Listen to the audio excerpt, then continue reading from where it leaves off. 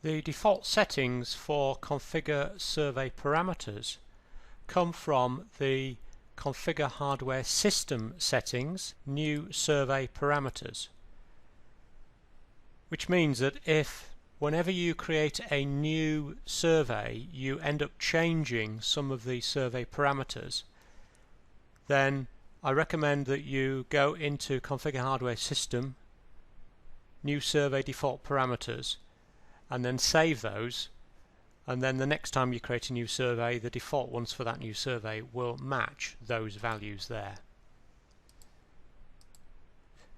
Some of the settings within the Configure Survey Parameters within a specific survey can't be changed once you've loaded some data into that survey. We can change the survey title, we can change how 2D data is handled.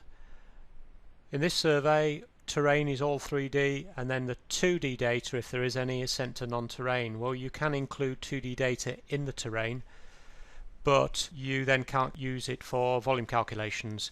To explain this fully, if you go into the Input Convert From Ordnance Survey Master Map data, it explains why you would want to put 2D data into the terrain.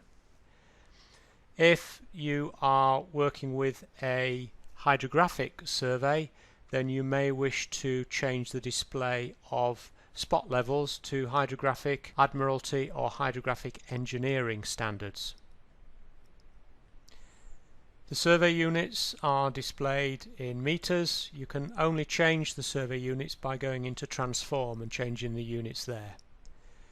We can change, however, within each unit setting, in this case from meters to hectares. If we were in feet, then we'd be able to go from feet to yards to acres. The default scale factor applies to radial observations when the individual station doesn't have its own scale factor. Earth curvature and refraction adjustment is turned off for incoming data, and it's important to make sure that you're not correcting for earth curvature on the survey instrument and also correcting for it inside LSS. You only need to do it in one of those locations.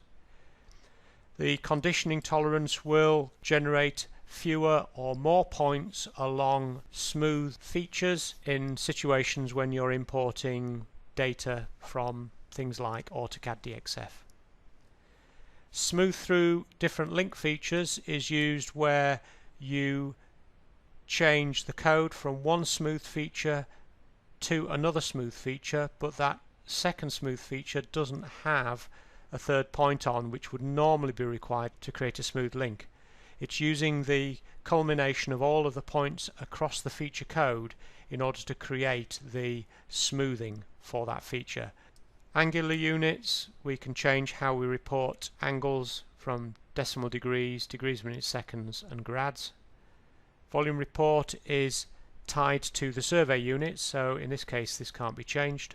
The observation format again is fixed because we've loaded some data. The vertical angle collimation is for land surveyors to allow face left and face right readings. Control tolerances again for land surveyors when you are taking check sightings to stations. If that check sighting exceeds this warning value in meters, then it will report that there is a likely error in that data, and if the check sighting exceeds this higher value, then it will prevent that load file from loading until you've fixed the problem or have changed the error setting. We have minimum and maximum target height settings, and when you're adding new data, that is digitizing directly into the LSS survey, it creates pseudo load files, and this is the starting number for that and also the starting observation number.